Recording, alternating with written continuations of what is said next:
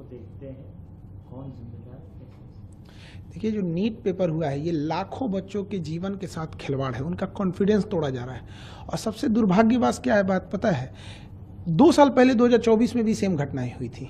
CBI inquiry हुई, कुछ नतीजा नहीं निकला, जिसका ये मनोबल बढ़ गया। फिर इस बार किया उन्होंने, लाखों बच्चों का भविष्य खराब होता है इससे, और कॉन्फिडेंस खराब हुआ अलग। और आपको सबसे अद्भुत बात क्या लगेगी, इसकी जानकारी किसी एजेंसी ने नहीं दिया, बल्कि इसकी जानकारी सबसे पहले बच्चों ने सरकार के पास पहुंचाई कि हमारा पेपर लीक हो गया है, देखिए यहाँ पर।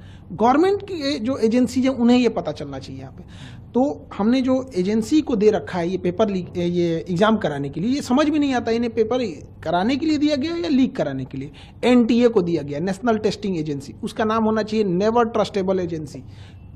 मतलब आप समझिए 10 रुपए का बच्चों का जो डाइपर और पैम्पर्स आता है ना, हगीज उन सबों का, वो लीक नहीं होता, इनका पेपर लीक हो जाता है। इतना घटिया इन लोग की व्यवस्था है। और इसकी जांच किसको देंगे? सीबीआई को। सीबीआई कब कौन से नतीजे पे बढ़िया से उतरेगी काम से, कहाँ जाएगा बच्चों का, ये हम बता रहे हैं। अगर ये सीबीआई को गया ना, बच्चों का एमबीबीएस कंप्लीट होगा, तब तक इनकी जांच चलती रहेगी।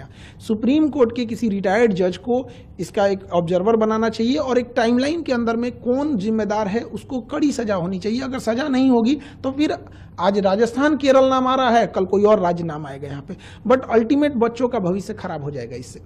एकदम खिलवाड़ किए हैं। प्रधानमंत्री को इसमें व्यक्तिगत रूप से इन्वॉल्व होना चाहिए और कड़ी से कड़ी उन लोगों को सजा दिलाना चाहिए, और सुप्रीम कोर्ट को भी इसमें आगे आना चाहिए।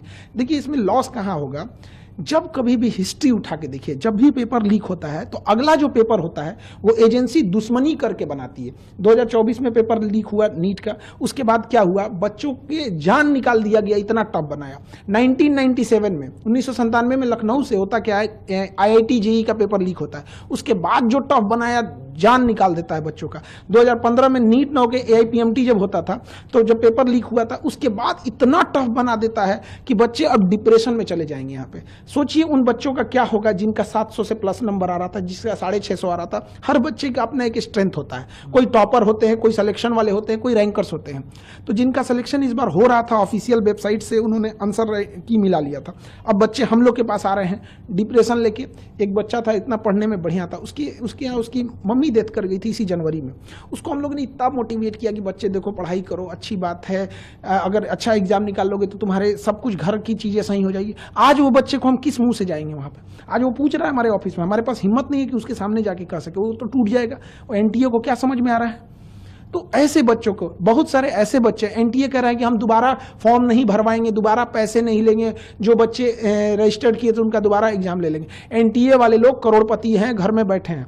ऐसे भी बच्चे हैं जो कर्ज लेके एग्जाम देने गए थे, जिनके पास 500 रुपया मायने रखता है। किसी के पिताजी सड़क पे ठेला लगा रहे हैं, उसके लिए सोचिए, उसको सेंटर उठा के फिर भेजिएगा 1500 किलोमीटर दूर, वो कैसे एग्जाम दे पाएगा? खिलवाड़ बना के रख दिया गया है। और इसमें जो लोग कोचिंग को धंधा बना के रख दिए हैं कि इतने पैसे ले लो, ये कर देते हैं, इन लोगों के खिलाफ तो सख्त कार्रवाई होनी चाहिए। इनकी गहन जांच होनी चाहिए कि ये कोचिंग एक होना चाहिए पढ़ाने के लिए, जो भारत का कल्चर था गुरु दक्षिणा वाला, कि हम पढ़ा रहे हैं यहाँ पे। ये लोग अरबों खरबों का व्यापार बना के उसको रख दिए हैं। इनके पास अथाह अकूल पैसा संपत्ति आ गया है कि इनके लिए पेपर लीक कराना चुटकी का खेल हो गया है। टॉपर ओपर को कहीं से ले आ देना इनके लिए खेल हो गया है। तो इस पे भी गहन जांच हो ताकि बच्चों का भविष्य ना बर्बाद हो। ये सीबीआई जांच के चक्कर में बच्चे अंधकार में पड़े हुए हैं, उनका कोई सुध लेने वाला नहीं है। सोचिए अब क्या है, जिन बच्चों का पेपर ठीक नहीं हुआ था उनको चलिए कि एक बार मौका मिलेगा, फिर 20 दिन में क्या करेंगे, वो खुद ही डिप्रेशन में चले जाएंगे।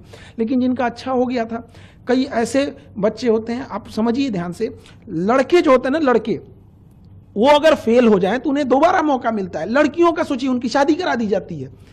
आप कभी किसी लड़की से जाके हॉस्टल में रह रही होगी ना, उससे पूछिएगा, उसको इस बात का डर होगा कि उसके कई का फोन आ गया होगा घर से, क्या पढ़ाई छुड़वा देंगे। ये दर्द वो नहीं समझ सकता। एनटीए के लिए केवल एक पेपर लीक है, किसी के लिए पूरी जिंदगी है। ये वो तकलीफ नहीं समझ सकते। यहाँ पे कोई कर्जा लेके आया होगा, किसी जब यहाँ से बच्चे पढ़ने आते हैं तो उनके घर से गार्जियन ये बोल देते हैं कि तुम्हें हम 1 साल के लिए भेज रहे हैं, 2 महीने के लिए भेज रहे हैं।